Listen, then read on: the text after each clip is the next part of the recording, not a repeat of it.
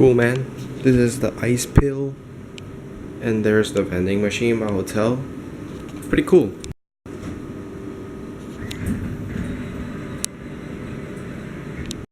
Alright, so what's it like living in Japan alone? It's pretty much as normal as you and me, but it really depends how.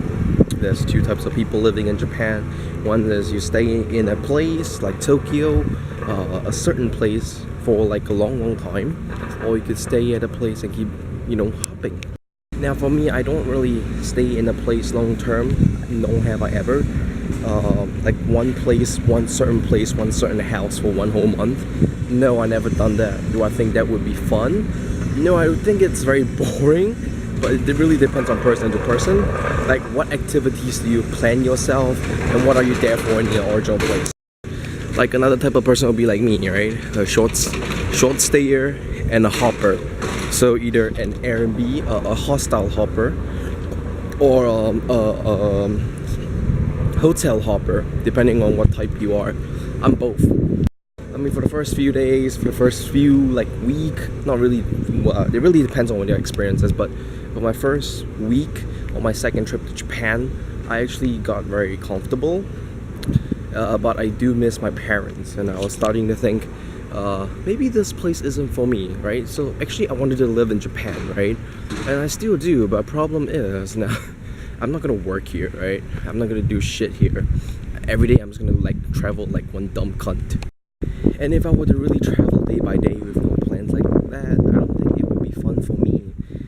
I would just think oh, it's boring because I don't really have friends here. Well, the only friend that I have that's in Tokyo is Assad, and that's really it. But majority of the times, I do think a little bit things are fun, but due to an earthquake, stuff like this unexpected, plans might change, and your whole living of here might change too. For me, right, I always loved Japan, but after my second month here, I kind of think maybe this place isn't for me. Maybe this place is for someone else, and I am for sure not going in there. It looks sketchy as fuck. In the morning, I'll pretty think that it will look nice and stuff, but right now I'm not going in there. The place looks sketchy as fuck. It's 2 in the morning now. Actually 1:15. Anyways, living in Japan is not that expensive.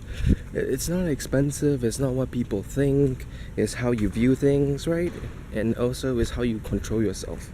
I could live here on a fucking 90k, right? Including eat, sleep, and everything else. But some people can't. Now you need to resist everything good in Japan. What do I mean by that? You need to resist food, you need to resist nice places that look super nice, right? You need to resist everything, and you need to live a very cheap life. You need to eat cheap stuff, sleep at cheap places, capsule hotels, so on and so forth, to get the really bang of your buck. When you live such cheap life, you really gotta enjoy every view. I for one actually think that living in Japan alone is actually quite fun. Or living in Japan for a long while is actually fun and worthwhile. But living in here for a year non-stop, I don't really think so. It kind of gets boring over sometimes, so on and so forth. There's really nothing, not really much places to go. At the end of the day, you just stick to whatever basic books and everything. For me, right, I have to be real with you. I really think Japanese girls are pretty, right? But sometimes there's language barriers. Sometimes they're just not really into you. They're more into white people. Now that I realize. So the whole reason why I came last year and this year was because I was trying to get girls. But it did ended somewhat well. For older women my age, don't really go so well.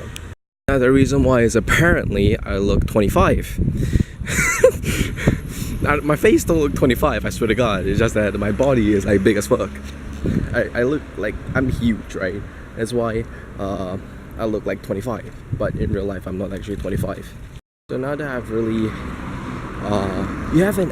when you come to a country all by yourself and in long terms, you gotta set an objective. Why do I even come here in the first place? And when you set an objective, and once you're done with that objective, what are you gonna do about it, right? For me, I set my objective. I have somewhat accomplished it. Not really, but somewhat accomplished it. So in my sense, I don't really like here anymore. And actually, I learned Japanese, right? I mean, it's a good thing to learn. But now that I think about it and actually reviewed my own case, I think that I don't know. I kind of like wasted it, you know. Like I've done my objective. I've done everything I wanted to do, and there's no need for it anymore. Unless it's in the future and I plan to do something. I don't really think so. But yeah, I don't think I need Japanese anymore. But I do highly recommend people to like try to live alone, you know. Like one thing that I learned is like I learned to wash my own clothes. I learned to read the map better. I learned to do things by myself better. I've learned to live alone. Like things that would really grow you as a person, you know? Like you don't have any friends anymore. You're like literally alone here, right? So how are you gonna restart from square one? I'm slowly building it from there, right? With Assad, through Assad's connection. Maybe, it really depends, but making friends here is hard as fuck, right? I don't have school, I don't have a job. It's just hard in general just to make friends, and with no friends and you're alone 24 hours a day, it really gets boring, to be honest. So, conclusion of this video is just that set an objective, and once you're done with the objective, do you still think it's going to be worth living here, right? Or whatever country that you choose to. If it's a yes, hell yeah, learn the language, come here, live.